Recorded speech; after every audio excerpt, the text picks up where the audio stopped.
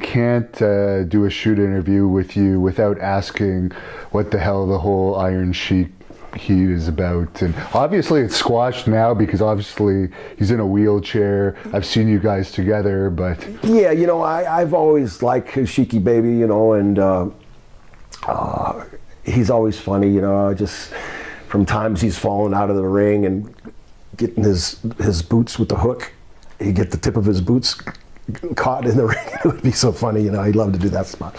And the thing about Sheik and Volkov, just while we're on the subject, and I'll tell you, you know, they could get such great heat, and especially when Slick was their manager. I mean, they would get such great heat.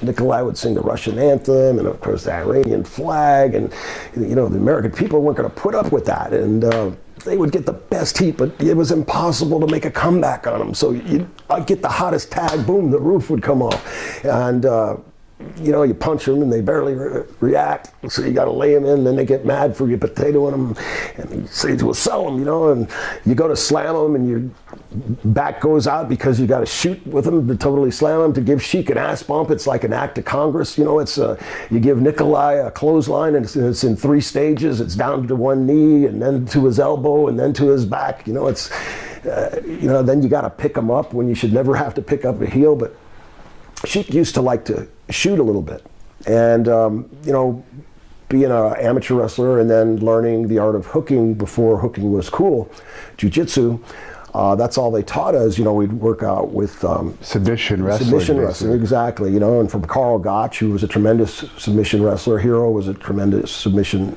wrestler, Gordon Nelson, you know, all these guys, Jack Briscoe, Bob Backlund, all these guys would come down, and I work with them every day in submission.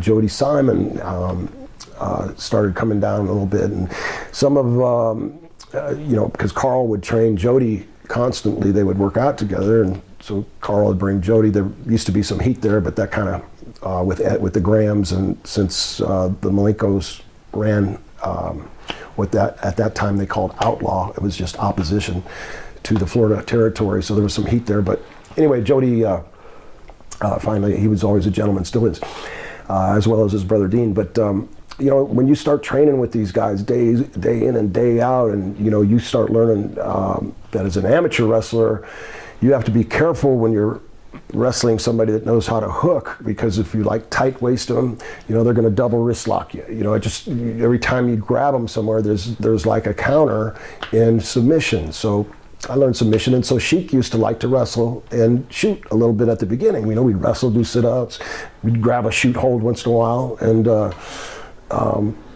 you know, so we'd tap if it started to hurt, you know, or something like that, you know. But Sheik would brag that nobody could outshoot him, and in Hershey, Pennsylvania, he shot on me, and with a front face lock, and I double wrist locked him, and he started going, God dang, you son of a bitch, you son of a bitch, let go. And he's tapping my let go. And Nikolai goes, he's laughing, okay, Sheiky, you can't be beat. I gotta get a picture of this. Look, he's telling people to take the picture. Look, the Sheik's giving up. And so I think because he got embarrassed in Hershey, that it just went to his head, you know, I don't know, Sheik started drinking and doing so many drugs towards the end there that he just got, I don't know, just a little weirded out, I guess. But that bothered him. And after that, you know, he started cutting all these promos on me, and I knew he was mad at me, kind of, at that point. But I thought it was water under the bridge. And he just perpetuated it to, you go to the internet now and they've got all these cartoons with the Sheik and I, and it's funny, but that's what started the whole thing. And now he's really mellow. The last time I saw him, like, he's not putting out videos like that anymore, and he has pretty much handlers with him wherever he goes watching him, from what I see. And you can shoot on a small child now. Yeah, really, that's too bad, you know, because Sheik was a tremendous athlete. He used to get Paul Orndorff had a bowling alley in Fayetteville, Georgia, and the Sheik lives there. I think he still lives there.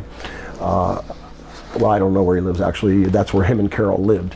And Sheik used to go to the bowling alley and get a case of Heineken, Yeah. and have his wrestling trunks on and do jump squats and push-ups and jump squats and push-ups and drink Heineken in Paul's bowling alley parking lot. And some of the bowlers started to complain, and Paul had to tell Sheik not to do that in his bowling alley anymore. And Sheik got a little bent out of shape over that.